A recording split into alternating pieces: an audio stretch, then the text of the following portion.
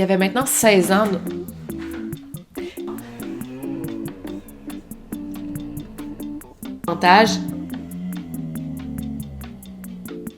Cette femme a été surnommée la maman la plus méchante en Amérique. On l'appelait aussi Crazy Shelly et elle portait bien son nom parce que cette femme, elle adorait torturer, humilier, manipuler et blesser les gens qu'elle était supposée aimer. En 2004, elle a été reconnue coupable des meurtres au second degré de Kathy Loreno et Ronald Woodward. Par contre, ces crimes sont loin d'être les seuls qu'elle aura commis. Restez là pour la suite. Allô Internet! Aujourd'hui, je vous arrive avec une histoire vraiment difficile. En fait, ça fait longtemps que j'avais pas lu quelque chose d'aussi terrible, pour être honnête. Bon, vous savez, à force de raconter des histoires à chaque semaine depuis des années maintenant, je peux pas pleurer à chaque fois. Oui, ça va m'émouvoir, pas m'émouvoir, ça va me rendre triste, ça va me fâcher, mais j'ai quand même de la facilité, heureusement, à passer à une autre histoire, donc passer à un autre appel, si on veut. Mais là, cette histoire-là, l'histoire de Shelly Knotek, ça m'a bouleversée, même à certains moments, je me suis surprise à avoir les yeux dans l'eau, à avoir les larmes aux yeux, à lire toutes ces horreurs, là. Ça m'a bouleversée, ça m'a touchée, puis je pense que ça va vous faire probablement la même chose. Juste un petit heads up, là, je suis dans ma nouvelle maison, comme vous pouvez voir. Ceci dit, j'ai pas encore mon bureau de prêt, là. Au moment que je filme, il est juste là, mon bureau, je le vois, puis il y a encore plein de boîtes, puis je fais venir un ébéniste, là, pour me faire une belle bibliothèque et un beau studio. Ça va ressembler à avant, là, juste une bibliothèque de livres, mais c'est loin d'être prêt en ce moment, fait que je trouve certains endroits random pour filmer. Là, je suis devant ma table tournante. C'est difficile dans ma maison parce qu'il y a des fenêtres et des miroirs un peu partout. Fait que là, j'ai une fenêtre là, j'ai une fenêtre là, j'ai un miroir là, fait que je peux pas filmer devant le miroir. Bref, c'est un peu compliqué. Ceux qui m'écoutent en audio doivent se dire, ben, on s'en fout, on te voit pas. Puis je pense que ça change rien, honnêtement, là, que je filme ici plutôt qu'un bureau. Mais bon, je voulais juste vous le dire avant. Et passons maintenant au sponsor, puis après, on passe à la vidéo. Avant de continuer, j'aimerais remercier le sponsor d'aujourd'hui, NordVPN. Donc, après toutes ces vidéos sponsorisées par NordVPN, ça fait plusieurs années que je fais affaire avec eux. Vous devez maintenant savoir qu'est-ce qu'un VPN. Pour ceux qui l'ignorent, voici la définition. Donc, VPN est l'abréviation de Virtual Private Network, donc réseau privé virtuel en français. C'est un service qui protège votre connexion Internet et votre confidentialité en ligne.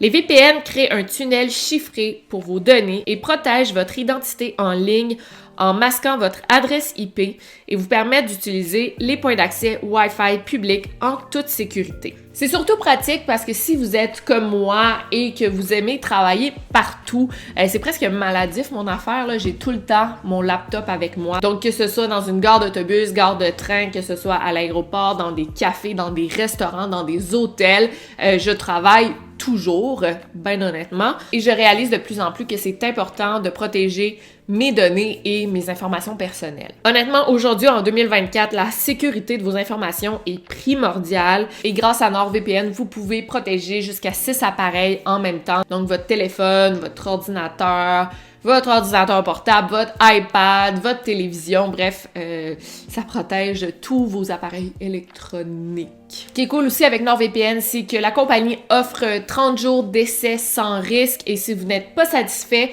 vous serez remboursé, mais je crois qu'une fois que vous l'essayez, vous l'adoptez, puis ça me surprendrait que vous ne soyez pas satisfait par la suite. Mais là, j'en profite pour vous parler d'une promotion super cool qui a lieu en ce moment même. En vous abonnant à NordVPN, vous obtiendrez 4 mois supplémentaires gratuits. Vous n'avez qu'à cliquer sur le lien juste ici ou dans la barre de description. Et voilà, sans plus attendre, lançons-nous dans la vidéo. This is not a test.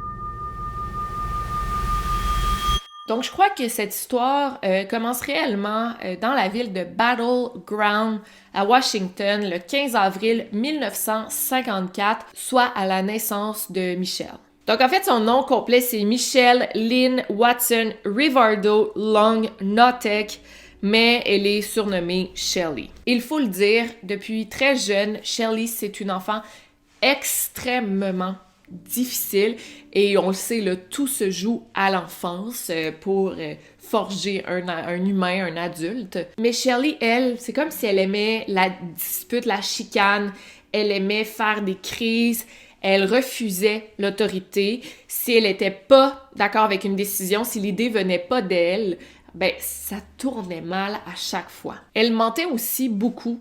Par exemple, elle n'aimait pas faire ses devoirs, donc elle les faisait pas. Puis quand elle se faisait disputer, elle disait toujours que c'était sa petite sœur qui avait détruit ses devoirs. Chaque matin, Shelly se levait fâchée, de mauvaise humeur. Puis ça doit être tellement lourd vivre avec quelqu'un qui est toujours de mauvaise humeur le matin. Puis ses parents devaient littéralement se battre avec elle pour qu'elle accepte d'aller à l'école chaque matin. Et c'était quand même difficile à concevoir qu'une enfant aussi belle ait un côté aussi sombre. Quoique ça n'a pas vraiment d'importance, je veux dire, l'apparence de quelqu'un, ça détermine pas son intérieur. Tu sais, elle avait une belle chevelure rousse, elle avait des longs cils, des yeux bleus, plein de points de rousseur. C'est ça, elle avait un petit air angélique, mais c'était loin d'être la vérité. C'est sûr qu'en même temps, Shelly est pas née comme ça. Elle a malheureusement commencé sa vie avec des bases, disons, un peu instables. En fait, elle vivait avec son père et sa belle-mère, Lara, parce que sa mère ne pouvait pas s'occuper de ses enfants, malheureusement. Et quand Shelly a eu 13 ans, elle a appris que sa mère avait été assassinée dans une chambre de motel. Elle avait été battue à mort. Mais pourtant, quand Shelly a appris ce qui est arrivé à sa mère, puis à 13 ans, t'es assez mature pour comprendre que ta mère a été battue à mort, c'est comme si elle n'a pas eu de réaction, comme si elle n'était pas du tout affectée par ça. Malheureusement, on va voir plus tard que ça l'a probablement plus touchée qu'on le croit. Shelly avait un comportement très sombre, très vengeur, mesquin. Par exemple, c'est arrivé à quelques reprises qu'elle brisait de la vaisselle, des verres, pour avoir plusieurs petits morceaux de vitre qu'elle plaçait dans les chaussures et les bottes de ses petits frères et sœurs. Sinon, elle aimait voler ses camarades de classe, elle détruisait leurs effets personnels. C'est comme si elle aimait beaucoup voir les gens autour d'elle souffrir.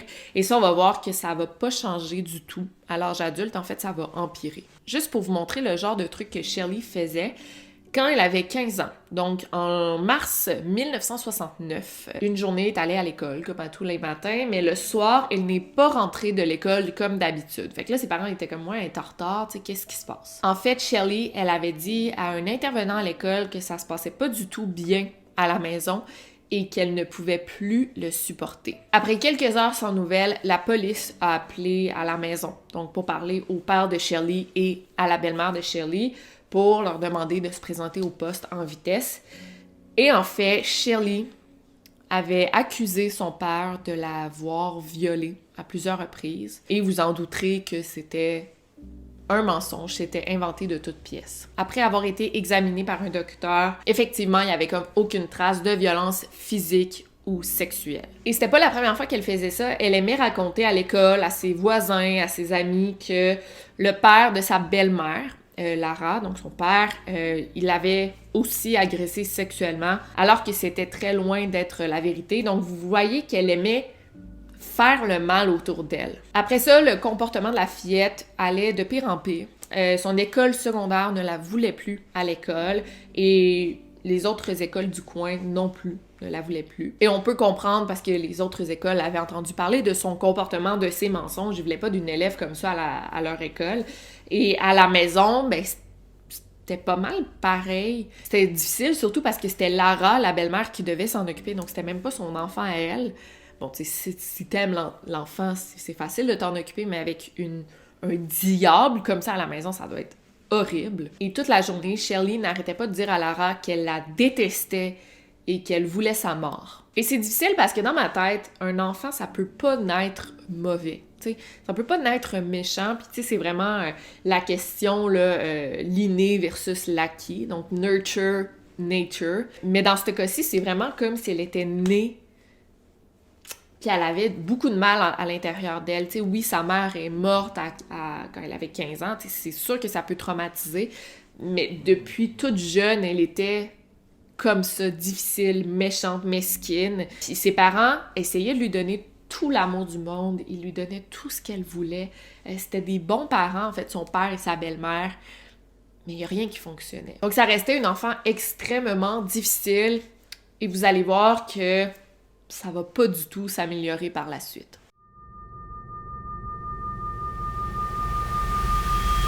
Rendue adulte, Shelley devenait de plus en plus manipulatrice et vous allez voir que ça va atteindre des niveaux inimaginables. Quand elle a eu 17 ans, elle a rencontré un certain Randy Rivardo qui est complètement tombé sous son charme parce que malgré tout, Shelley restait une très belle femme. Elle était attirante, charmante, malgré ce qu'on pourrait croire, là. Ils ont décidé assez vite de se marier et les parents de Shelley, bien évidemment, ils étaient aux anges parce qu'ils étaient comme enfin, tu sais, elle a trouvé quelqu'un de bien. On espère que ça va la changer, même si à chaque jour, ils craignaient qu'elle gâche tout. Et effectivement, ça n'a pas été très long avant que Shelley montre son vrai visage. Une fois, alors que son nouveau mari Randy est à l'école, il est rentré à la maison pour trouver sa femme avec le visage en sang. Et selon son histoire à elle, il y a un homme qui est entré dans leur trailer et il l'a attaqué et il l'a violé. La police a été appelée, il y a une enquête qui a commencé, mais bien vite, le shérif s'est rendu compte que c'était loin d'être vrai, ça marchait pas du tout l'histoire de Shelley, puis qu'elle s'était elle-même infligé ses blessures. En 1975, Shelley a accouché d'une belle petite fille, Nikki, mais malheureusement, l'arrivée de son enfant va rien changer à son comportement. Shelley ne s'en occupait pas du tout. En fait, c'était sa belle-mère, Laura, qui devait s'occuper de la petite Nikki, du bébé. Et en plus, son mariage n'allait pas bien non plus parce que Shelley et Randy se disputaient toujours parce que Randy travaillait très très fort et Shelley ne faisait que dépenser toutes les payes de son mari. Puis après l'avoir enduré pendant plusieurs mois, Randy a décidé de la quitter, la laissant seule avec la petite Nikki. Maintenant rendue à 24 ans, ça n'a pas été long pour que Shelley rencontre quelqu'un de nouveau, un certain Danny Long qui vivait dans le même bloc appartement que Shelley. Ensemble, ils ont eu un autre enfant, une petite fille nommée Sammy, un beau bébé blond aux yeux bleus. Mais malheureusement, entre Danny et Shelley, ça n'allait pas du tout. Ils se disputaient, ils criaient, ils se battaient, ils cassaient de la vaisselle. Et après 5 ans de vie commune, ils se sont divorcés. Lorsque Nikki essaie de se souvenir de son enfance, bon, elle n'a pas des souvenirs super clairs, c'est normal, mais les quelques moments qui l'ont vraiment marquée, elle se rappelle qu'une soirée, alors qu'elle avait 5-6 ans, elle dormait dans son petit lit, puis elle s'est réveillée parce qu'elle n'était pas capable de respirer. Et elle a regardé au-dessus d'elle et il y avait sa mère avec un oreiller par-dessus elle. Donc elle avait essayé de l'étouffer. Nikki, bien sûr, elle s'est mise à pleurer parce qu'elle avait eu de la misère à respirer, ça lui fait peur. Et Shelley l'a comme gaslighté en lui disant qu'elle avait tout imaginé, que c'était juste un rêve. Aujourd'hui, Nikki sait que c'était pas du tout juste un cauchemar. En fait, c'est ce qui l'attendait pour les années à venir. Pas longtemps après son divorce de Danny Long, Shelley va rencontrer Dave Notek qui va devenir son partenaire pour le reste de sa vie, là, à peu près. Dave Notek, c'était quand même un beau garçon. C'était un gars qui faisait du surf, il était assez athlétique, il était super doux, même peut-être trop gentil, trop doux. Et tu sais, Shelley, même rendue à l'âge adulte, c'était encore une très très belle femme. Tu sais, elle avait des beaux cheveux roux, des yeux bleus perçants, et elle pouvait avoir n'importe quel homme qu'elle voulait parce qu'elle avait un physique très très attirant. Malheureusement, du côté personnalité, c'est là que ça se corsait. Dave et elle ont commencé à se fréquenter plus sérieusement et il est vite tombé en amour avec Shelley. Ils se sont mariés en décembre 1987 et cette journée-là, Dave a pris une décision qu'il va regretter jusqu'à la fin de ses jours. Il a marié probablement l'une des femmes les plus horribles aux États-Unis.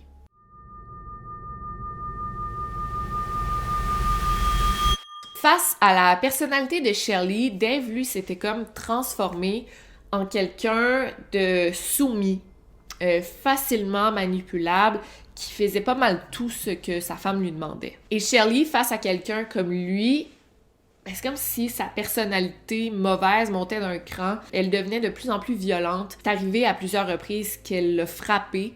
Et lui, il voulait pas trop se défendre parce que, bon, on frappe pas une femme, évidemment. Fait qu'il se laissait faire. Mais tu sais, Shelley était pas du monde. Tu sais, elle le frappait, elle le claquait, elle lui donnait des coups de poing, elle le poussait, elle criait, elle l'accusait de choses qu'il ne faisait pas, elle claquait des portes. Vous voyez le genre. Et Dave, il endurait ça, mais il était profondément malheureux. Même qu'il avait commencé à travailler de plus longues heures pour être plus souvent loin de la maison. Et parfois, le soir, il voulait même pas rentrer chez lui, donc il préférait dormir dans sa voiture. Shelley Notek était une femme violente et personne n'y échappait, pas ses enfants ni son mari. Et en fait, elle se servait de tout ce qu'elle avait sous la main comme une arme pour faire du mal à ses proches. Donc une spatule, une canne à pêche, un câble électrique. Elle s'en servait pour frapper ses victimes, ses êtres chers finalement. Et c'est assez étrange parce que c'est comme si elle aimait frapper, faire du mal à ses proches. Elle en ressentait comme une grosse énergie, une adrénaline. Ça lui procurait du plaisir. Et si c'était pas de l'abus physique, c'était carrément de l'abus psychologique. Donc elle les insultait, les harcelait, les menaçait. Une fois, par exemple, elle a fait croire à ses filles qu'il n'y avait plus d'eau dans la maison.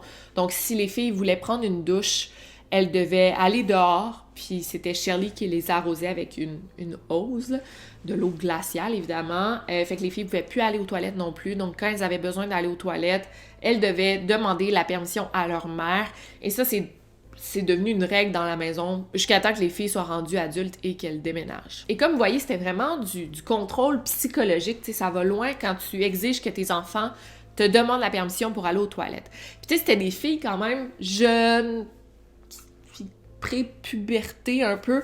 C'est difficile de pas prendre de douche à cet âge-là parce que, bon, dans tous les âges, mais pour des petites filles, tu sais, tu veux être propre, tu veux te faire des amis, mais là, ces filles-là allaient à l'école sans avoir pris de douche pendant plusieurs jours, sans se changer de vêtements. Donc, évidemment, les autres enfants riaient d'elles. C'était vraiment une enfance de merde, là. Et le pire, c'est que Shelley, elle aimait attaquer ses filles, les torturer, les blesser, les insulter.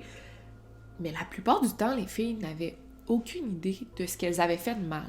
Elles essayaient toujours de se comporter parfaitement, mais pour des raisons qu'elles ignoraient, leur mère se fâchait, genre elle passait de normal à extrêmement frustrée, en colère. Une fois, Shelley, sans aucune raison apparente, elle a juste pogné sa fille, l'a plaquée au mur, et il y avait un clou dans le mur, donc ça a comme fait un gros trou dans le crâne de sa fille. Et ce qui est difficile dans cette histoire-là, c'est que malgré toutes ces horreurs, personne ne savait qu'est-ce qui se passait à la maison parce que ils faisaient vraiment tout pour avoir l'air d'une famille parfaite. Tu sais, on peut même le voir sur leurs photos d'enfance.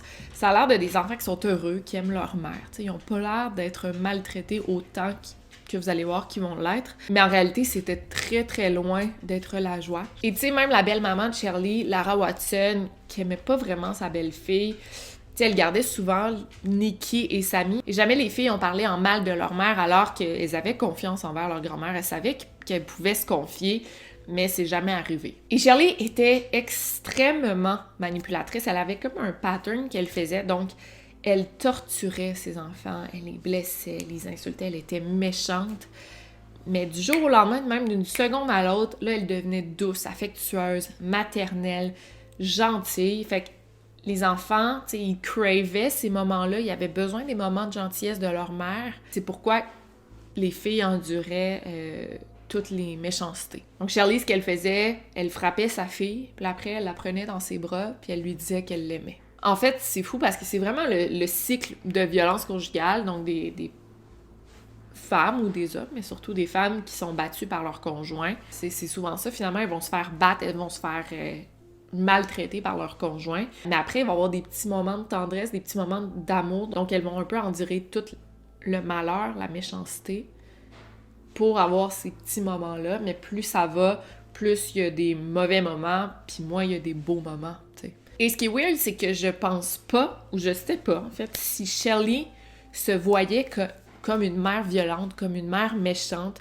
Par exemple, une fois, toute la famille regardait la télévision, puis c'était Mommy Dearest qui passait à la télévision, un film qui met en scène une mère violente et cruelle. Et Shirley s'est juste tournée vers ses filles, le visage complètement choqué, et elle a dit « Je peux pas croire qu'une mère ferait ça à ses enfants. » Fait que c'est comme si elle était pas consciente que elle faisait bien pire. Une autre chose que Shirley aimait faire, c'est que parfois, durant la nuit, de manière aléatoire, elle sélectionnait une de ses filles, parfois les deux en même temps, parfois une, parfois l'autre, des fois les deux dans la même soirée. Bref, elle les faisait se mettre nues et les envoyait dehors, parfois même en plein hiver. Il faisait très froid et là, elle ordonnait à son mari de les arroser avec de l'eau glaciale, donc avec la hose. Et Dave, qui faisait toujours ce que sa femme lui ordonnait, s'exécutait.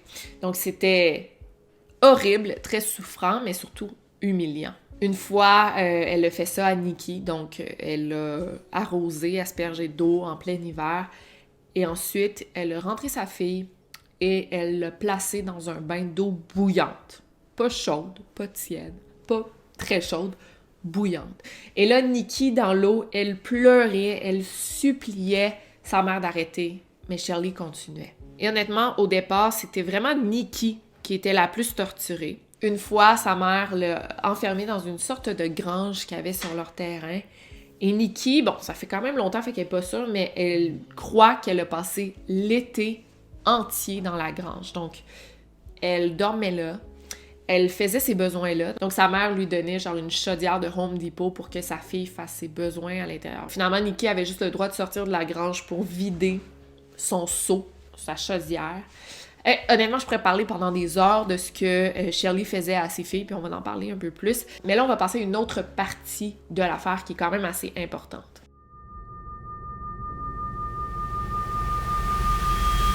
En octobre 1985, Shirley a commencé à communiquer fréquemment avec son petit-neveu, Shane Watson, de 10 ans, qui était le fils de son frère Paul.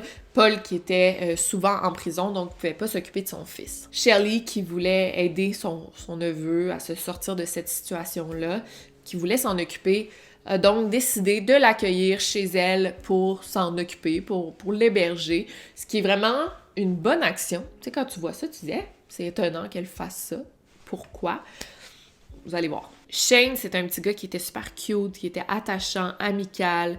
Il venait d'un quartier défavorisé. Comme musique, il aimait beaucoup Bon Jovi, le heavy metal. Et ses cousines se sont immédiatement liées d'amitié avec lui. Elle le faisait sentir vraiment comme si c'était leur frère, comme s'il faisait partie de leur famille. Et Shirley, au départ, elle voulait vraiment qu'il se sente comme à la maison, donc elle lui a préparé une belle chambre avec des nouveaux meubles, un nouveau lit, des nouveaux draps pour qu'il se sente bien. Puis comme moi, vous devez vous poser des questions, c'est vraiment hors caractère pour elle de faire ça. Pourquoi elle fait ça? Mais pas longtemps après son arrivée, le Shirley a commencé à le faire travailler beaucoup.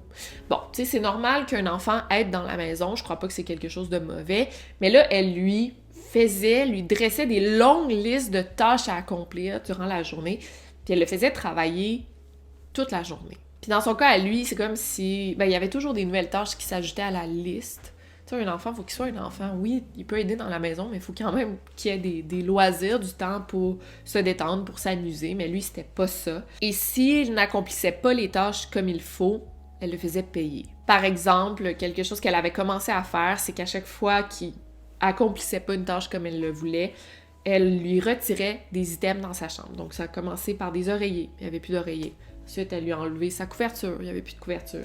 Ensuite, elle lui a enlevé son lit. Donc, Shane a fini par juste dormir directement sur le sol, sans couverture. Puis il savait qu'il fallait pas qu'il rouspète parce que sa situation allait empirer. Bien vite, Shane est aussi devenu une victime de Shirley. Et c'est vraiment tordu là, ce qu'elle faisait. Elle aimait beaucoup humilier ses enfants. Par exemple, elle aimait souvent demander à Nikki, sa fille, et à Shane de se mettre nue, complètement nue, et de danser un slow au milieu du salon, juste comme ça, sans musique. Et c'était vraiment terrible parce que les enfants pleuraient, ils étaient humiliés, tu sais, deux jeunes enfants, 12-13 ans, des cousins qui doivent se voir nus danser ensemble, Et ça pouvait durer plusieurs minutes, voire plusieurs heures. Et Dave, le mari de Shirley, il était là dans la pièce. Il disait pas un mot. Et avec du recul, on peut voir que les filles de Shirley ont comme réalisé que leur mère se servait beaucoup de la nudité pour contrôler ses enfants, pour les humilier. Mais finalement, Shirley, plus le temps avançait, moins elle se contentait de ses enfants. Donc, c'est comme si elle avait besoin d'une autre victime pour satisfaire ses pulsions. Comme une prédatrice qui cherchait des nouvelles proies, puis ça sera pas long avant qu'elle trouve une autre victime.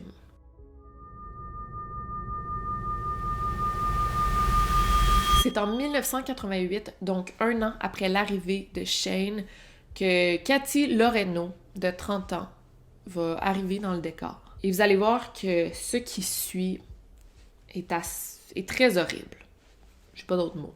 Cathy, c'était une connaissance de Shirley. Au départ, ils n'étaient pas vraiment amis, elles se connaissaient, mais elle a quand même assisté au mariage de Shirley et Dave. Et plus ça allait, plus elles se sont rapprochées, puis Shirley et Cathy sont devenues comme des meilleures amies, entre guillemets. Cathy, elle aidait plus Shirley à la maison, c'est comme devenu une nanny, si on veut. Malgré qu'à la base, c'était une coiffeuse professionnelle, mais là, elle avait pas d'emploi, fait que Shirley a dit, viens m'aider à la maison. Et au départ, c'était vraiment juste une amie, donc elle allait souvent rendre visite à la famille Notek, elle coiffait les filles, elle potinait avec Shirley, et vraiment, les enfants l'aimaient beaucoup, c'était une femme qui était super gentille. Malheureusement, elle avait quand même eu une vie triste, elle parlait plus à sa famille, elle était un peu seule au monde, pas vraiment d'amis, pas de conjoint, pas d'enfants, elle était vulnérable, elle avait pas d'argent, pas d'emploi, donc pour Shirley, c'était une proie parfaite. En décembre 1988, Shirley était à nouveau enceinte. Elle aura une troisième petite fille qu'elle va nommer Tori. Et comme elle était enceinte, elle a eu un bébé, elle avait 3 autres enfants à s'occuper, elle est vite devenue débordée, entre guillemets. Donc, Cathy a décidé d'emménager chez les Notek pour carrément venir en aide à Shirley. On peut voir, c'était une relation assez malsaine parce que Cathy, elle idolâtrait Shirley. Elle l'aimait beaucoup, c'était sa meilleure amie. Donc, elle voulait lui plaire à tout prix. Et Shirley, on a comme réalisé qu'elle avait toujours le même pattern avec ses enfants. T'sais, elle aimait tomber enceinte, elle aimait s'occuper d'un bébé naissant. T'sais, elle était très maternelle quand c'était un bébé, mais là, après, quand ses filles vieillissaient, c'est comme si elle arrêtait de les aimer, elle arrêtait de s'en occuper, puis elle commençait à les torturer. Malheureusement, comme avec toutes ces relations, littéralement, la relation entre Shirley et Cathy va très vite se détériorer. Shirley a commencé à faire des longues listes de tâches pour que Cathy l'aide à la maison, comme elle le fait avec Shane finalement. Donc elle faisait la cuisine, le ménage, elle s'occupait des enfants. Cathy faisait vraiment de son mieux pour tout faire parfaitement, mais c'était jamais correct pour Shirley, qui finissait par se fâcher, par l'insulter, lui crier après, et elle a commencé à la frapper. Et elle prenait tout ce qu'elle avait sous la main pour frapper son amie, donc un couteau, un livre. Elle aimait lui faire mal. Même qu'une fois, elle a juste pris Cathy, elle l'a lancée au sol. Cathy était sur le sol, comprenait pas trop ce qui se passait, et là, Shirley a commencé à lui donner plein de coups de pied sur le corps, dans le ventre. Mais là, après, ce qu'elle faisait, c'est qu'elle la prenait dans ses bras, elle lui disait qu'elle l'aimait, et tout redevenait un peu normal. Quand Cathy a emménagé, c'était une femme qui était heureuse, souriante. Elle aimait raconter des histoires aux filles pour les faire rire. Mais là, plus le temps avançait, plus sa personnalité s'effaçait. Et aussi, plus ça allait, plus la torture empirait. Ça arrivait souvent que Shirley enfermait Cathy dans un garde-robe pour la punir, entre guillemets. Et aussi, comme elle l'avait fait avec Shane, elle commençait à lui retirer ses effets personnels. Donc ça a commencé, avec ses choses personnelles à elle. Ensuite, elle lui enlevait ses vêtements, ses sous-vêtements. Puis c'était rendu qu'elle n'avait plus rien à se mettre. Donc Cathy devait se promener nue dans la maison, devant tout le monde. Donc elle faisait le ménage nue, elle cuisinait nue et elle ne disait rien. Et elle aussi, comme les enfants, c'était rendu qu'elle devait demander la permission pour aller aux toilettes.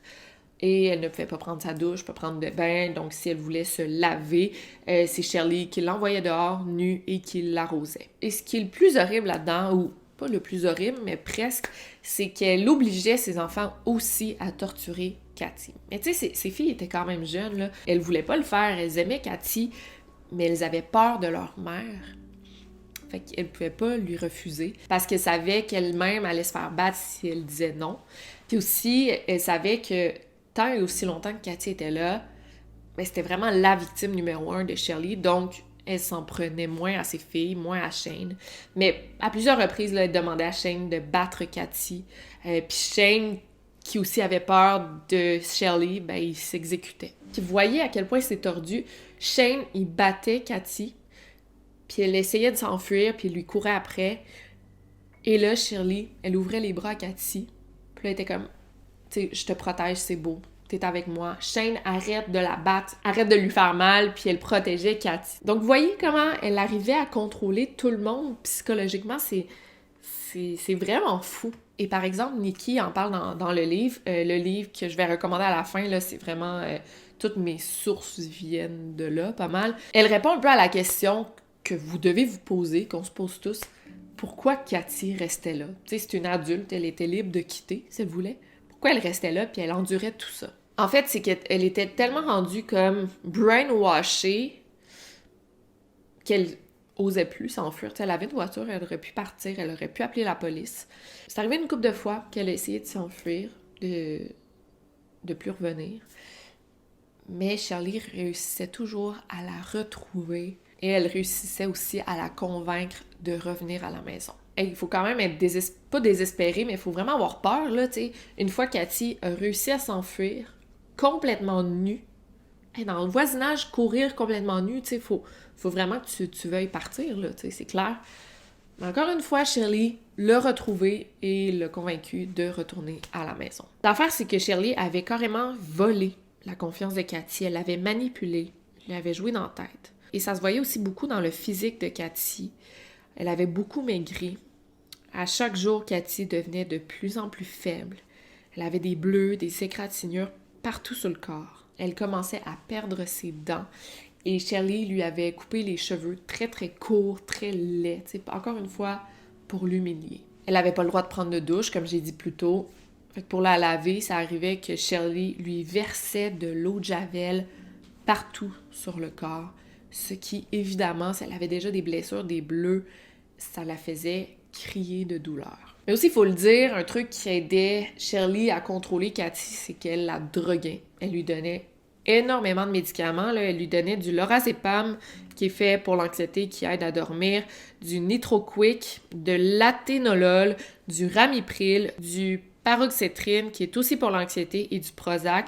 Donc, c'est un méchant cocktail dangereux qui la rendait un peu amorphe. À ce stade-ci, la famille de Cathy, même si elle était loin d'être proche de sa famille, mais tu sais, il y avait quand même une petite relation, là. La famille commençait à s'inquiéter. Elle savait que Cathy vivait chez Shirley, donc la famille appelait à plusieurs reprises chez Shirley, qui ne répondait pas. Une fois, elle a répondu, puis elle a dit « Ah, Cathy vit plus ici, elle a déménagé, je sais pas elle est où. » Malheureusement, même si elle continuait à torturer Cathy davantage, elle torturait encore Nikki et Sammy. Un peu moins, mais quand même. La seule qui échappait, c'était Tori, son nouvel enfant, son nouveau bébé. Écoutez, ça, c'est horrible. Une fois, elle a attaché Shane, ses poignets, ses chevilles. Elle le fait se mettre nu et lui a appliqué de la crème Icy Hot, donc de l'antiflogestine, sur le pénis. Ça faisait extrêmement mal. Il pleurait, il criait, il lui suppliait d'arrêter et Shirley ne faisait que le regarder et rire. À 2 reprises, Shane aussi a tenté de s'enfuir et les 2 fois, Shirley a fini par le retrouver. L'embarquer dans la voiture, lui disait à quel point elle avait eu peur, qu'elle regrettait, qu'elle l'aimait. Il finissait par rentrer et rester. Au final, tout le monde avait peur de Shirley. Tu sais, Dave, qui était souvent au travail, à un moment donné, s'est rendu compte qu'il voyait plus Cathy. Il la voyait jamais. Il a demandé à ses filles où était Cathy et elles ont répondu qu'elle était dans la pump house, qui est en fait un genre de cabanon derrière la maison. Tu sais, c'était froid, il faisait noir, c'était humide. C'était loin d'être un endroit où habiter. Dave a confronté sa femme, il a dit « Pourquoi tu la mets là? Pourquoi elle est là? Tu sais, c'est pas correct. » Shirley a répondu que en fait, elle protégeait Cathy et faisait ça pour son bien parce que ses enfants torturaient Cathy. Et Dave, il a acquiescé. Il a pas posé plus de questions que ça. Mais l'affaire, c'est que Cathy devait y rester pendant des jours, parfois même des semaines. Il faisait froid. Elle dormait seule, nue, sur le sol glacé. C'est tellement triste, puis il y a un bout dans le livre qui m'a vraiment fait verser une larme. Je sais pas si vous allez trouver ça aussi triste que moi, c'est comment c'est formulé, puis je vais vous lire mot pour mot, là, je l'ai traduit en français. Je veux pas déformer les propos de l'auteur, mais je vais vraiment vous le lire, là, vous allez voir. Une fois, Sammy était dehors, près du cabanon, quand elle a entendu le son de la voix de Cathy. « Allô? » Elle est allée à la porte verrouillée du cabanon et s'est penchée. Elle n'osait pas ouvrir la porte. Cathy savait qu'elle ne pouvait pas lui demander de le faire de toute façon. Shelley avait averti tout le monde que Cathy était dans le cabanon en guise de punition, mais aussi que ça l'aiderait à guérir et à prendre soin d'elle. « Est-ce qu'il pleut dehors? » a demandé Cathy. « Un peu, il y a quelques heures. »« Pas maintenant, Cathy, » lui a répondu Sammy. « Ah bon? » Elle a répondu de sa voix douce et rauque. « J'ai cru entendre la pluie. » Je sais pas pourquoi c'est venu me chercher autant. Elle est enfermée, elle entend un peu de la pluie, elle entend une voix, elle demande « Est-ce qu'il pleut? » Je sais pas. Ça m'a bouleversée d'entendre ça. Puis c'était tellement difficile pour Cathy, mais c'était aussi difficile pour les enfants qui étaient en quelque sorte complices sans le vouloir. Puis en même temps, c'était des victimes, eux aussi. Une fois, Shane a dit genre « fuck this, je sors Cathy de là ». Parce qu'à ce stade-ci, Cathy était vraiment blessée, son visage était enflé, ses dents tombaient, pourrissaient. Elle avait clairement besoin d'être vue par un docteur. Donc Shane il a ouvert la porte, il a dit à Cathy de sortir, de s'enfuir, mais Cathy ne bougeait pas. Elle faisait juste regarder Shane, amorphe, sans dire un mot. Shane l'encourageait à sortir, lui disait « Go, c'est le moment ou jamais, pars d'ici ». Mais Cathy s'est mise à pleurer. Elle était trop faible pour se lever. Elle a juste dit « Si je pars, ils vont finir par me retrouver. Tu le sais. » Malheureusement, ça aura probablement été la dernière opportunité pour Cathy de s'enfuir. Et elle l'a manqué. En fait, elle se laissait mourir. Elle avait juste abandonné.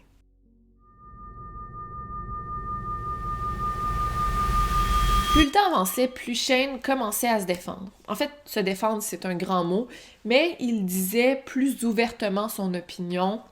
Il avait moins peur de se faire torturer, de se faire blesser, de se faire frapper, parce que ça arrivait toujours de toute façon. Fait qu'il se disait, regarde, rendu là, je vais dire ce que je pense. Il avait maintenant 16 ans et il n'en pouvait plus de vivre cette vie-là. Et Shelley, mais elle commençait à sentir qu'elle perdait le contrôle. Elle demandait donc de l'aide à son mari pour discipliner les enfants, Shane, Nikki et Sammy. Shelley, elle disait à Dave que les enfants étaient mal élevés, qu'il fallait que Dave l'aide à les remettre en ordre. Il acceptait, mais il était incapable de faire du mal à Cathy. Premièrement, mais c'était pas son enfant, donc elle avait pas besoin d'être disciplinée. C'était une adulte. Mais aussi, elle aidait tellement dans la maison. T'sais, elle disait pas un mot plus fort que l'autre, donc pourquoi elle avait besoin d'être punie? En même temps, non, il lui faisait pas de mal, il refusait de lui faire du mal, mais il la défendait pas non plus. Moi, je me demande vraiment pourquoi les voisins, les gens du village n'ont pas réalisé avant qu'est-ce qui se passait. T'sais, il y a quand même une femme nue qui s'est enfuie en courant, il y a des voisins qui l'ont vue. Pourquoi ça n'a pas sonné une cloche? Pourquoi ils n'ont pas appelé la police à ce moment-là? Et c'est sûr qu'il y avait des cris qui sortaient de cette maison-là. Tout le monde se faisait battre, se faisait, encore une fois, torturer, martyriser. C'est sûr qu'il y avait des cris, mais pourquoi personne n'a entendu, tu sais? Moi, je pense, tu sais, c'était dans les années 80-90. J'ai l'impression qu'à cette époque-là, tu voulais pas te mêler de ce qui te regardait pas. Ça dépend pour des gens, tu sais, je pense qu'en... Je sais pas. En fait, c'était en campagne, peut-être que les gens étaient plus comme... renfermés sur eux-mêmes, puis ils voulaient pas causer de problème. Là, je pense qu'aujourd'hui, c'est différent. Là, on est plus sensible à tout ça, plus conscientisé. Mais à cette époque-là, c'est sûr, c'était différent. Une fois, Dave a carrément réalisé là, que Cathy n'allait pas bien. Elle était mourante, puis s'il agissait pas maintenant, elle allait mourir. Donc, elle devait absolument consulter un médecin. Donc, il a proposé à sa femme, il a dit, garde, moi, je vais l'amener à l'hôpital. Occupe-toi-en pas, moi je vais m'en occuper. Puis Shelley, c'est comme ça qu'elle comprenait pas pourquoi son mari voulait l'amener à l'hôpital, comme si Cathy en avait pas besoin. Mais elle devait se dire en même temps, ben là, si on l'amène à l'hôpital, ils vont réaliser qu'elle a des blessures. Cathy va finir par parler, par les dénoncer. Puis aussi, Shelley se disait, ben elle va finir par aller mieux, là, elle va guérir, il y a pas de stress. Et ça a été la seule et unique et dernière tentative de Dave pour sauver Cathy. C'est vraiment comme si Shelley prenait plaisir à torturer, à faire mal à Cathy. Et en écoutant cette histoire-là, tu te dis, OK, Cathy a atteint le fond, là, elle peut pas souffrir plus que ça peut pas aller plus loin que ça. Mais non, Shelley en rajoutait toujours, elle continuait à faire des choses terribles. Tu sais, Shelley, elle contrôlait les gens dans la maison pour les empêcher d'aller à la toilette, donc ils devaient demander la permission, puis s'ils avaient envie durant la nuit, ils pouvaient pas aller aux toilettes, de peur de réveiller Shelley, donc ils ne demandaient pas la permission. Donc Cathy a eu l'idée de uriner et déféquer dans un plat Tupperware. Et là, je sais pas comment elle a fait ça, bon, en fait, elle était plus toute là, mais elle a oublié le plat Tupperware dans la cuisine, ce qui a complètement fait tilter Shelley. Donc, ce qu'elle a fait, elle a demandé à Dave de waterboard Cathy, donc de lui mettre la tête dans l'eau jusqu'à temps qu'elle se noie un peu, puis là, il remontait, prenait une respiration, waterboard. Fait qu'il fait ça devant Nikki et Sammy. Ah, c'est horrible, ça, c'est dégueulasse. Après ça, Shelley a juste jeté Cathy nue, faible, dans le pump house, mais elle était tellement faible là, à ce stade-ci que fallait que Shelley l'aide à marcher. Elle était rendue tellement maigre, son corps était rempli de bleu, sa peau était rouge, elle pendait, une horreur. C'est comme si Cathy n'était plus humaine aux yeux de Shelley. Elle la traitait comme un animal. En fait, Shelley avait des animaux, elle les traitait mieux que Cathy. En fait, on traite pas un animal de même anyway, mais elle la traitait comme une chose. Tu sais, juste pour vous dire à quel point ça allait loin, là, elle prenait des aliments périmés dans son réfrigérateur, donc des fruits pourris, de la viande avariée. Elle mettait ça dans un blender, faisait un smoothie avec et obligeait Cathy à le boire. Une autre fois, elle a pris du sel, elle l'a mis dans un verre et a obligé Cathy à le manger. Et là, Cathy a comme un peu résisté, mais elle a fini par le faire. C'est une psychopathe, là, Shelley, ça n'a pas de sens. Vers la fin, Cathy, elle dormait toute la journée. Elle avait de la difficulté à ouvrir les yeux. Une fois, Shelley, elle le fait entrer dans la maison pour lui faire prendre une douche. La pauvre Cathy, elle avait de la difficulté à juste être assise. Elle avait de la difficulté à marcher. Puis c'est Sammy qui lui a donné le bain. Et heureusement, ça a été un des derniers moments, ou un des seuls moments de tendresse que Cathy a vécu. Sammy l'a lavé avec beaucoup d'amour, beaucoup de tendresse. Mais après le bain, Shelley était tellement faible qu'elle a tombé. Et elle a frappé comme le mur de la douche, qui était en vitre, et qui a éclaté en 1000 morceaux. Cathy s'est faite des blessures partout sur le corps, des coupures très, très profondes. Shelley, bien sûr, elle l'a pas amenée à l'hôpital, ni quoi que ce soit. Elle a juste mis genre 1 ou 2 bandages sur ses blessures. Et elle a décidé de la faire déménager dans la salle de lavage plutôt que dans la pump house. Ce qui était un peu mieux, mais on s'entend, là, c'est pas une chambre avec un lit, là, loin de là. Une journée après l'école, alors que Shelley était occupée à faire des tâches dehors, Sammy est juste allée voir dans la salle de lavage si Cathy était correcte. Elle lui a pris à la main. Et là, elle a réalisé que la main de Cathy était glacée. Elle a appelé son nom 2-3 fois. Cathy, t'es-tu correcte, Cathy? Cathy a comme réussi à hocher la tête un peu. Elle était pas encore morte, mais elle s'est évanouie tout de suite après. Quand Dave est rentré du boulot, il entendait comme des sons qui venaient de la salle de lavage. C'était pas des grognements, c'était pas des soupirs, c'était comme quelque chose là, qui venait du fond de la gorge. Il est allé voir si Cathy allait bien, mais c'était beaucoup trop tard. La moitié de son visage s'affaissait. Elle avait des bleus partout. Elle pouvait plus parler. En fait, le bruit de gorge, c'était que Cathy, elle avait vomi, et le son qu'elle faisait, c'est en fait qu'elle s'étouffait avec son vomi. C'est là qu'elle a arrêté de respirer. Shane et Dave ont essayé de la réanimer, mais ils n'ont pas été capables. Cathy Loreno est finalement morte au bout de ses souffrances. Et cette mort fut sans doute une énorme délivrance pour elle. C'était tellement triste et horrible. Les enfants se sentaient coupables, ils étaient tristes, ils étaient en colère. Shelley, elle n'arrêtait pas de pleurer et Dave ne disait rien. Lorsqu'il a été interrogé plus tard, Dave il va admettre qu'après ce moment-là, tout s'est déroulé super rapidement. Il y a des souvenirs assez flous, mais ils se rappellent qu'ils ont brûlé le corps de Cathy dans leur cour durant la nuit. Ça leur a pris en tout 5 heures pour tout brûler. Ensuite, à l'aide des chaudières du Home Depot, Dave les a remplis des cendres de Cathy et il a conduit jusqu'à la mer pour s'en débarrasser. Mais c'était loin d'être fini parce que l'étape la plus difficile, je crois que c'était la suite, c'était de convaincre les enfants de ne pas parler parce que Dave et Shirley savaient très bien que si les enfants parlaient, ben ils allaient se ramasser en prison. Ils ont donc inventé une grosse histoire qu'ils ont pratiqué des dizaines de fois là, pour être sûr qu'il y avait tous les détails correctement. Donc Cathy aurait rencontré un camionneur nommé Rocky, avec qui elle est tombée en amour, elle s'est enfuie avec lui. Ensuite, ils ont écrit des cartes postales provenant de Cathy qui racontaient son périple au Canada, au Mexique, en Californie, accompagnée de Rocky, et qu'elle était tellement bien et tellement en amour. Heureusement, le seul aspect positif de cet événement, c'est que ça aura enfin poussé Shane à s'enfuir en février 1995 et il n'est plus jamais revenu à la maison. Mais en même temps, sa fugue était quand même hors caractère, si on veut. Bon, il s'est enfui, oui, mais il n'avait pas dit adieu à ses cousines, qui étaient rendues ses sœurs, là, carrément. Il n'avait pas dit adieu. Et aussi, la façon qu'il est parti et aussi où il est parti, ça lui ressemblait pas du tout. Apparemment que Shirley, elle avait eu un appel de Shane pendant que les filles étaient à l'école, puis lui a dit qu'il avait quitté pour Kodiak Island en Alaska pour aller pêcher. Selon ses dires, Shane allait super bien, faisait dire que sa famille lui manquait. Mais même Lara, qui est la grand-mère de Shane, elle trouvait pas que ça avait vraiment du sens, tu sais. Il serait pas parti du jour au lendemain même sans aviser personne. Il aurait au moins avisé ses sœurs, ses cousines. Mais aussi Shane, il trouvait ça vraiment important de terminer l'école. Il n'aurait pas juste abandonné ses études au milieu de l'année scolaire. C'était vraiment pas ce qu'il disait qu'il voulait faire, mais bon, il était parti, puis je pense que ses cousines, bien qu'elles s'ennuyaient beaucoup de lui, ben elle trouvait que c'était une bonne décision de sa part, puis qu'elle allait enfin pouvoir bâtir sa propre vie. Il n'y avait pas juste Shane qui en avait marre et qui avait décidé de s'enfuir. Nikki aussi, qui était rendue plus vieille, n'en pouvait plus de cette vie-là. Et à cause que Shane et Cathy n'étaient plus là, c'est Nikki qui était devenue la cible numéro 1 de sa mère. Et en plus de ça, la violence avait solidement escaladé.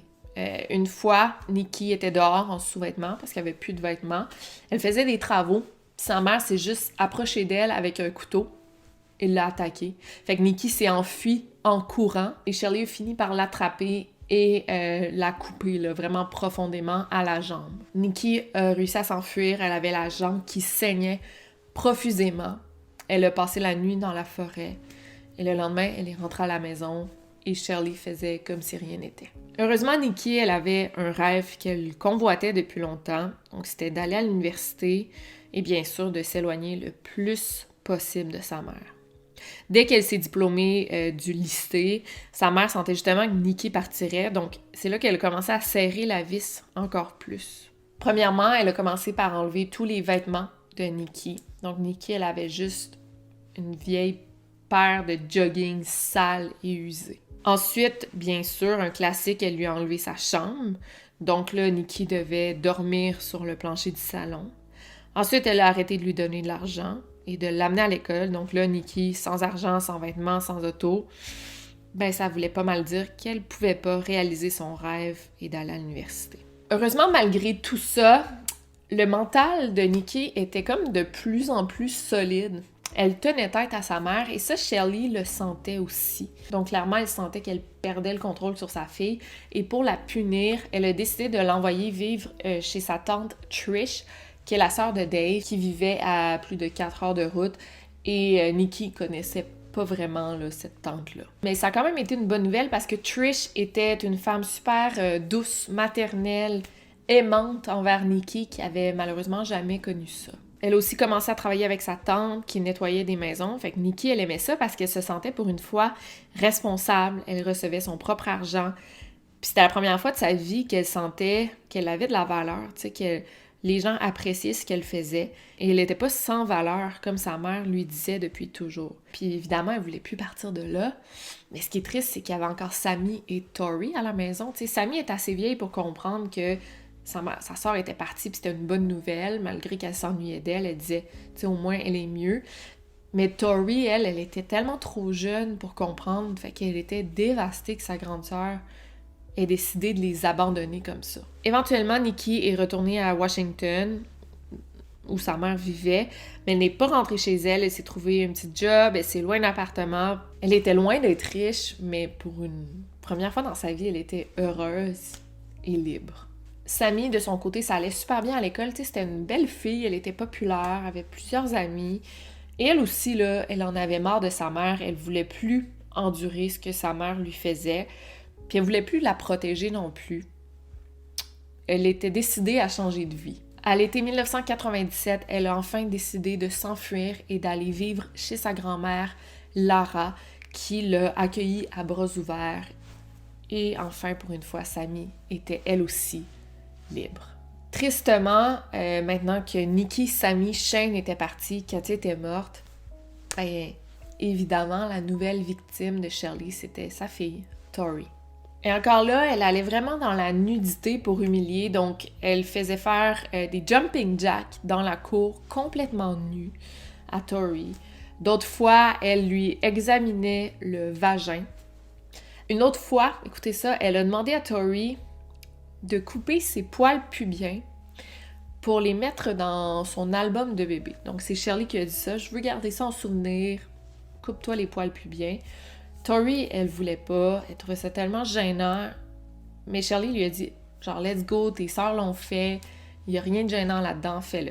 Donc, Tori est allée dans la salle de bain, s'est coupé ses poils à contre-cœur, elle les a remis à sa mère, qui l'a juste regardé, puis elle a dit, pourquoi tu me donnes ça? Puis là, Tori, qui comprenait pas, a dit, ben, c'est toi qui m'as demandé ça. Et là, Shirley est juste partie à rire, elle a dit, je veux pas ça, je voulais juste voir si j'étais capable de te manipuler, est obligé à faire ça. Tu sais, vous voyez à quel point c'était de la torture psychologique. Bon, la vidéo est déjà assez longue, là, ça achève. J'espère que vous aimez la vidéo, finalement. Mais je peux pas passer à côté de la partie de Ron qui m'a... Ça m'a complètement brisée. Déjà que j'étais comme là, en lisant cette histoire-là. Là, ça m'a détruite. Fait que si vous croyez avoir atteint votre limite, là, vous êtes pas prêt.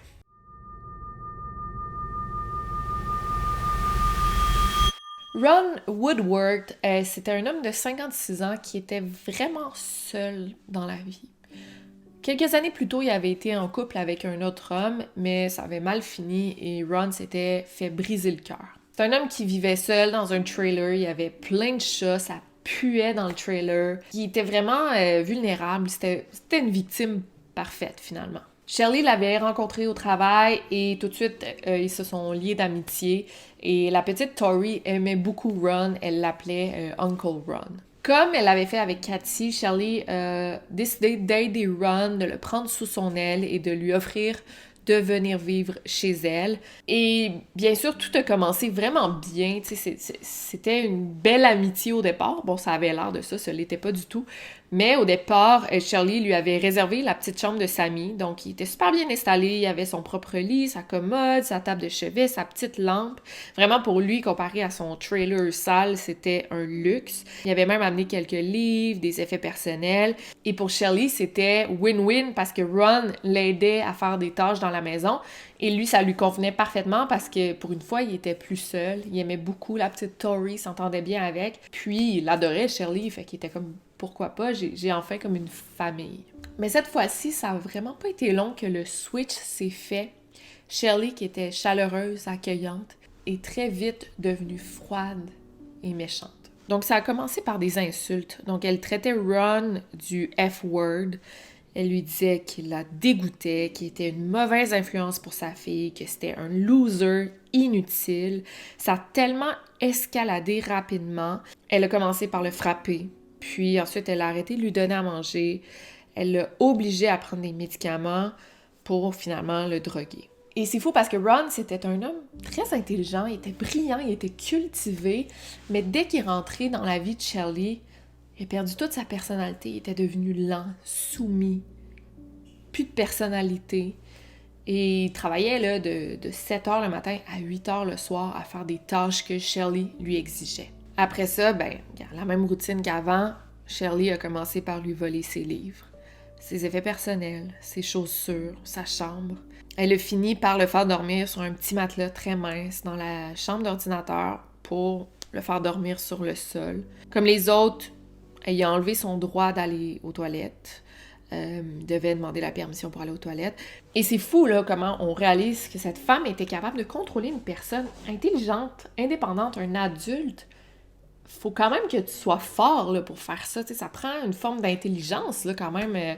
C'est frustrant de voir ça. Il y a quand même une amie de Ron qui s'inquiétait pour lui, qui le cherchait. En fait, Ron, comme je vous ai dit, c'est un homme très seul. Il n'y avait pas de famille. Il parlait plus vraiment à sa famille, pas d'amis. Mais il y avait quand même cette amie-là, Sandra. Elle a appelé à plusieurs reprises chez les Notek. À chaque fois que Shelley répondait, elle disait « Ah, Ron, il est pas là. Ron, il est occupé. Ron, il veut pas te parler. Ron, il travaille dehors. Il peut pas te parler. » Sandra, elle trouvait ça vraiment louche, évidemment, mais elle voulait pas abandonner de sitôt. Ron a fini par appeler son ami. Il semblait super nerveux, mais il a quand même dit que ça allait bien. Sandra lui a offert de l'aide, elle lui a proposé de travailler pour elle à son restaurant, de vivre chez elle, là, carrément, tu sais. Elle lui offrait une porte de sortie très claire, très prudente, mais il a refusé assez rapidement, puis il a dit « Non merci, Shelley, elle m'aide déjà ». Tristement, l'apparence de Ron se détériorait à vue d'œil. Il était juste devenu un fantôme de lui-même. Il était rendu très maigre, très lent. Une fois, il a décidé de s'enfuir en courant, nu-pied, en sous-vêtements. Mais Shelley a fini par le retrouver. Elle l'a embarqué dans la voiture, il s'est excusé, il a dit qu'il ne le ferait plus jamais. Pendant ce temps-là, Nikki, Sammy et leur grand-mère avaient un plan. En fait, les deux filles avaient avoué à leur grand-mère que Shelley et Dave avaient en fait tué Cathy. Et les filles n'ont même pas eu besoin de fournir des preuves à Lara, de s'expliquer. Lara savait très bien de quoi était capable sa belle-fille. Donc, ce que Lara a fait, elle a tout de suite appelé le chef de la police locale pour que Nikki et Sammy lui disent tout ce qu'elle savait. Et Nikki, pour une fois, elle sentait là, que quelque chose allait changer, qu'elle faisait le bien en avouant tout ça. Donc, elles ont donné tous les détails qu'elles savaient sur la mort de Cathy, mais il n'y a rien qui s'est produit. Ils n'ont même pas questionné Shelley. Et pendant ce temps-là, la même histoire se répétait avec Ron. Shelley, par exemple, ce qu'elle faisait, elle obligeait Ron à se donner des coups de poing à lui-même. Donc, il se frappait lui-même, il pleurait, il saignait, il avait mal. Et elle l'obligeait à continuer. Et il continuait. Une autre fois, elle obligeait Ron à boire sa propre urine. Il le fait. Une autre chose qu'elle aimait beaucoup faire, c'était d'obliger Ron à se mettre à quatre pattes sous le bureau. Donc, il se mettait à quatre pattes et là, il demandait de sortir. Il disait « Bon, je peux y aller, là, je suis à quatre pattes. » Elle le laissait là pendant des heures puis elle dit « Tu vas juste pouvoir sortir quand je vais t'entendre pleurer. » Donc là, il se mettait à pleurer pour pouvoir sortir d'en dessous du bureau. Et là, elle lui disait « Ah, tu fais juste faker, c'est même pas des vrais pleurs, tu vas rester là. » Et Tori, elle comprenait pas pourquoi sa mère faisait ça. Elle comprenait pas non plus pourquoi Ron ne partait pas. C'était un homme, c'était un adulte, pourquoi il restait là et il continuait à accepter de se faire torturer.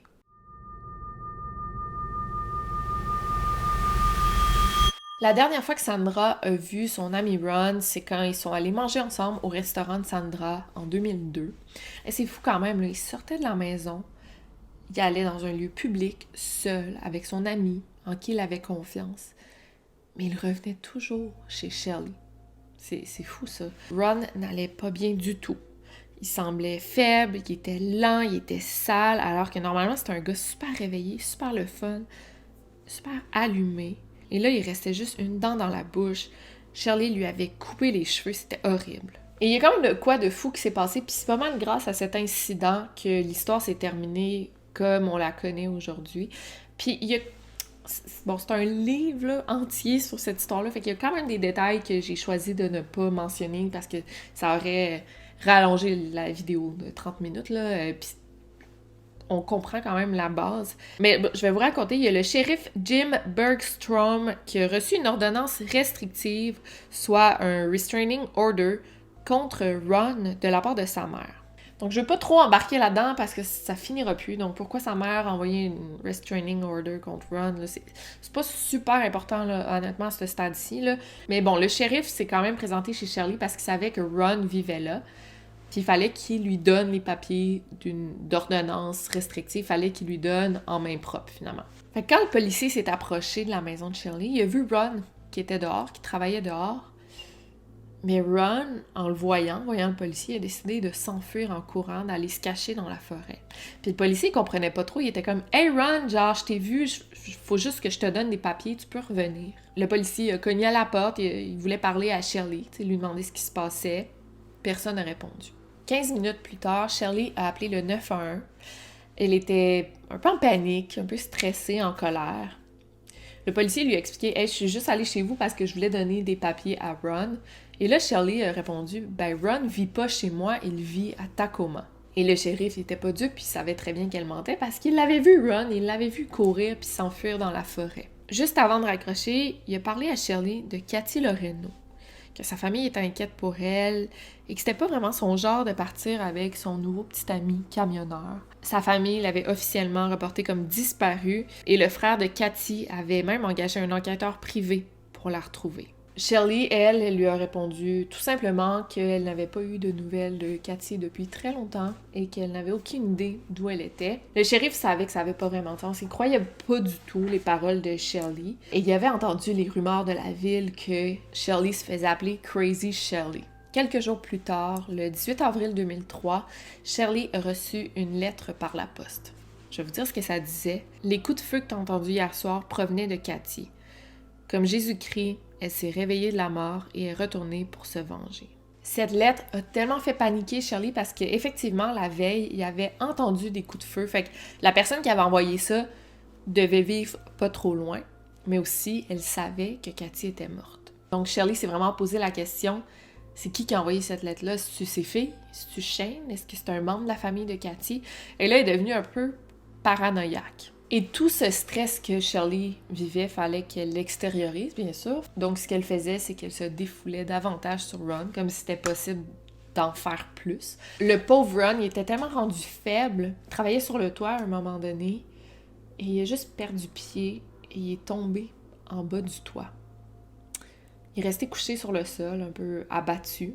Et au lieu de venir l'aider, Dave l'a juste regardé, puis il a dit « Remonte sur le toit, et refais la même chose. Jette-toi en bas. » Ce que Ron a fait. Tori, dans sa chambre, elle entendait Ron crier, hurler de douleur, mais elle savait pas quoi faire pour l'aider.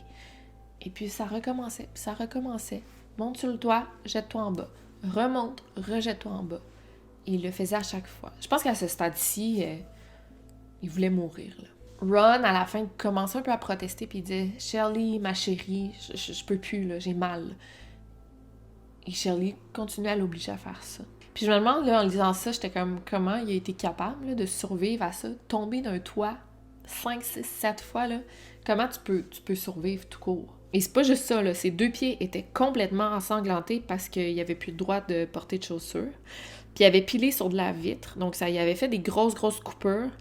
Et pour le soigner, Dave et Shirley lui trempaient les pieds dans de l'eau bouillante avec de l'eau de Javel. C'est dégueulasse. Puis malgré tout ça, il continuait à faire ses travaux dehors sans chaussures. Une autre fois, ils ont plongé les pieds dans l'eau bouillante, brûlante. C'est tellement chaud que ça a brûlé les pieds de Ron et sa peau a commencé à peler. Imaginez-vous à quel point ça doit faire mal, puis il endurait tout ça, il disait rien. C'était comme un martyr. Plusieurs années plus tard, Dave a avoué qu'apparemment, il savait pas que l'eau de Javel, c'était mauvais pour la peau. Tu sais, Shirley lui demandait toujours d'en acheter des gallons à l'épicerie, puis elle en utilisait sur Ron, sur Cathy, sur ses filles, puis lui, il pensait sincèrement que ça aidait. Il a même dit qu'il pense pas que Shirley savait que c'était aussi mauvais de faire ça. Hey, tu sais, c'est fou parce qu'après toutes ces années, là, il la défend encore. Plus le temps avançait, plus la condition de Ron empirait. C'est la même chose que Cathy, mais lui, il sentait de plus en plus mauvais. C'est vraiment comme si genre ses organes pourrissaient carrément. Un matin, Tori s'est réveillée et Ron était nulle part. Donc elle a demandé à sa mère, un peu inquiète, « Il est où Ron? Qu'est-ce que tu as fait avec? » Et Shirley lui a répondu calmement, « Ron est chez Mac. » Pour vous mettre un peu en contexte, là, je veux pas trop m'éterniser là-dessus, mais Mac, en fait, c'est un vieil homme, un vieillard que Shirley avait rencontré à son travail. C'est un homme qui était malade, mourant. Et Shirley, bien sûr, s'était offert de s'en occuper. Donc, elle s'occupait de Mac. Bien sûr, elle faisait pas ça pour être gentille. En fait, elle faisait ça pour avoir l'héritage de Mac, qui était un homme qui avait pas d'enfant, il avait pas de femme, donc il était un peu seul. Donc, Shirley espérait avoir son héritage. Et fun fact, il est mort, mais il a tout légué. Je savais pas que ça se faisait. Il a légué tout ce qu'il avait à son labrador. Fait que Shirley a tout fait ça, s'est occupée de lui. Là, je ris, mais c'est pas drôle. Mais elle s'est occupée de lui jusqu'à la fin de ses jours pour finalement recevoir 0 argent. Bref, Mac était mort récemment, puis Shirley avait encore accès à son appartement pour aller s'occuper du labrador jusqu'à temps qu'il trouve une nouvelle famille. Donc, Ron avait disparu. En fait, Shirley l'avait envoyé à l'appartement de Mac. Tori, il continuait à demander à sa mère à chaque jour, il était où Ron? Est-ce qu'il allait bien? Et Shirley continuait à lui répondre que oui, il allait bien, qu'il se reposait et qu'elle pourrait le visiter un peu plus tard. En réalité, Shirley n'avait aucune idée de si Ron allait bien parce qu'en fait, elle l'avait juste abandonné dans l'appartement de Mac. Elle l'avait laissé là, sans lui rendre visite, jusqu'à temps qu'il meure.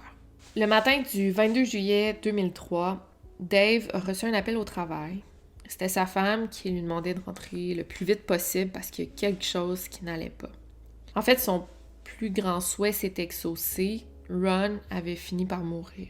Sans savoir quoi faire, elle a amené Ron sur son terrain dans sa grange où il y avait un gros congélateur et elle a placé son corps dans le congélateur.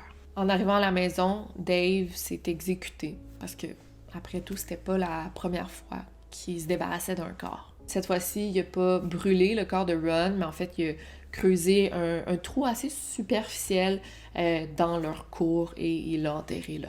Pendant que tout ça se passait, Sammy et Nikki continuaient à essayer d'envoyer leur mère en prison, mais surtout, ils essayaient de sortir leur petite sœur de là, qui avait maintenant 14 ans.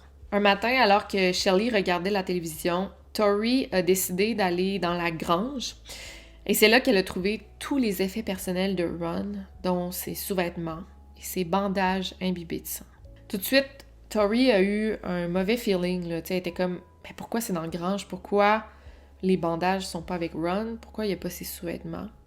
Puis elle a été wise quand même parce qu'elle a décidé de prendre les objets qu'elle a trouvés et de les cacher. Le shérif Bergstrom a enfin réalisé qu'il y a de quoi qui clochait. Donc, il a accepté de rencontrer Nikki et Sammy pour qu'elles racontent toute leur histoire, mais aussi il était décidé à sortir la petite Tori de cet enfer. Le 8 août 2003, une tonne de policiers s'est présentée chez les Notek pour arrêter le couple. Enfin. Et rendu au poste de police, ça a pas pris 1 heure pour que Dave éclate en sanglots et il avoue tout. Et il a vraiment tout déballé son sac. Là. Il a dit où il avait enterré Ron, où il s'était débarrassé des cendres de Cathy. Et après ça, tout s'est vraiment déroulé très vite. Les médias se sont emparés immédiatement de l'histoire, évidemment. Des photos de Cathy et de Ron étaient partout aux nouvelles. On voyait des gros titres là, comme « Des histoires d'abus et de mort en campagne de Raymond » où il habitait, ou bien « Un couple de Raymond se sont liés d'amitié avec 3 inconnus qui ont disparu ». Mais il y a quand même une question qui restait en suspens. Qu'est-ce qui est arrivé au pauvre Shane? Est-ce que c'était vrai qu'il était allé en Alaska pour être pêcheur? Eh bien, je pense que vous en doutez à ce stade-ci, assez vite, Dave a fini par avouer le meurtre de Shane Watson. Quand j'ai lu ça, j'étais comme « Oh mon Dieu, pas lui aussi! » Je suis devenue tellement triste, puis la façon qu'il l'a fait, c'est horrible. Shirley et Dave, en fait, se sont rendus compte que Shane avait pris des photos de Cathy alors qu'elle était morte. Fait que sur les Polaroids, on voyait carrément le corps de Cathy là, couvert de bleu, d'égratignures, de blessures. Et Shane avait décidé de garder et de cacher les Polaroids pour éventuellement dénoncer les Notek. Quand Shirley a trouvé les photos, elle a ordonné à Dave de faire quelque chose, de régler la situation. Fait que Dave, il a juste amené son neveu Shane dans la grange. Il a attrapé une arme à feu et lui a tiré une balle derrière la tête. Et après ça, il a fait comme il avait fait à Cathy. Il a brûlé le corps de Shane et s'est débarrassé de ses cendres.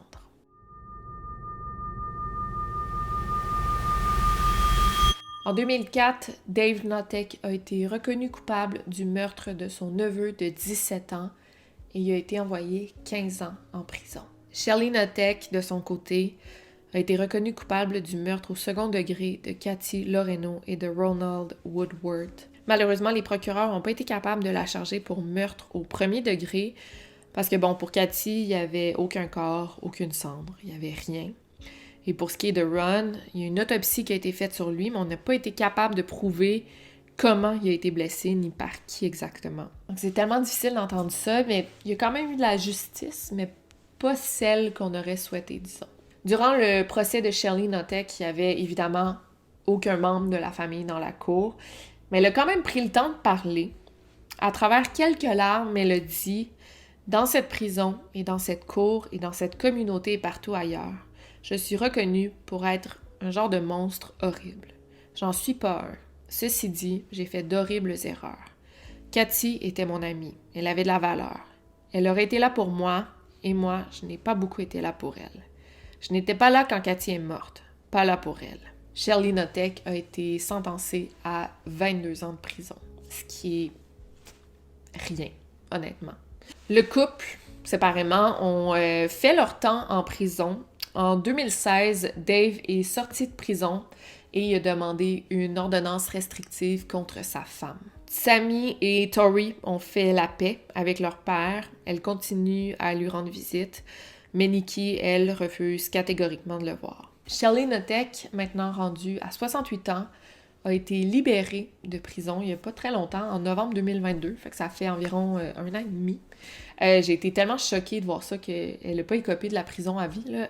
Je suis pas la seule que ça a choqué, d'ailleurs, toute la communauté de Raymond était complètement en colère.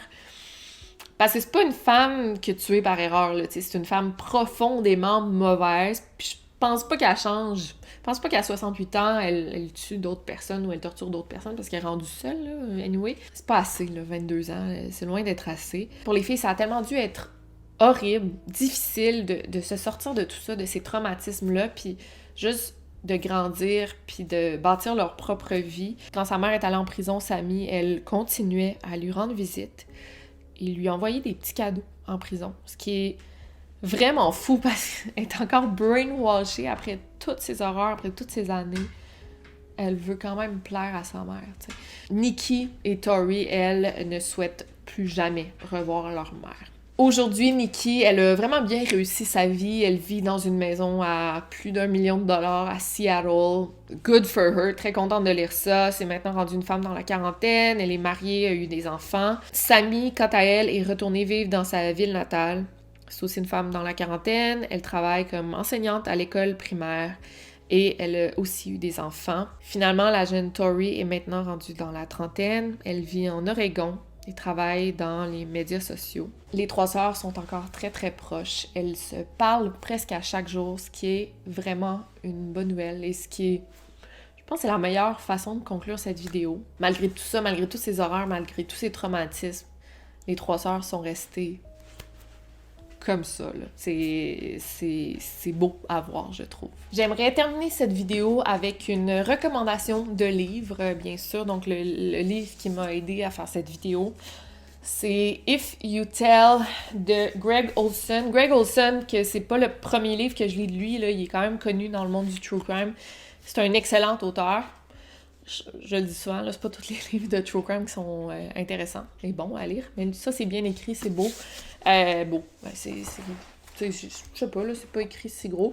Je sais pas si c'est en français. C'est rarement en français, je vous dirais. Là, c'est rare qu'on traduit des livres, pour être honnête. Là. Même mes livres à moi sont pas traduits, puis ils ont quand même bien vendu. Mais c'est vraiment rare qu'il y ait des traductions de livres. Il faut que ça soit vraiment multi best-seller. Puis c'est souvent de l'anglais au français et rarement le contraire. Je vais mettre le lien Amazon dans la barre d'infos. J'espère que vous avez aimé cette vidéo. Je sais que je fais pas mal de vidéos longues ces temps-ci. Il y en a qui adorent ça, il y en a qui m'ont dit « Ben là, 1h30, c'est ben trop! » C'est vrai que c'est beaucoup, 1h30. Mais je pense que la majorité aime ça, puis je le vois dans les vues. C'est pas si important les vues, mais je le vois quand même que ces vidéos-là sont plus populaires. Puis moi, j'aime encore plus faire ça. Fait que si vous aimez pas ça, ben il y a plein d'autres vidéos de 20-30 minutes, puis je pense que ça fait la job pour les gens qui aiment les vidéos plus courtes. Fait qu'on se voit bientôt pour une nouvelle vidéo. J'espère que je vais être enfin installée dans mon bureau, là, j'ai vraiment hâte. Là, en ce moment, on est à la fin du mois de février. Ça va sortir d'après moi en avril, mars-avril. Ouais, je pense que la semaine prochaine, je vais avoir mon bureau. Je vais peut-être... suivez-moi sur les médias sociaux. Je vais peut-être faire un petit house tour si vous voulez voir ma nouvelle maison. C'est une maison centenaire. On l'aime beaucoup. On est très contents de ce changement. Puis on se voit la semaine prochaine ou l'autre d'après là, pour une nouvelle vidéo. Gardez le verre. Barrez vos portes. Over and out.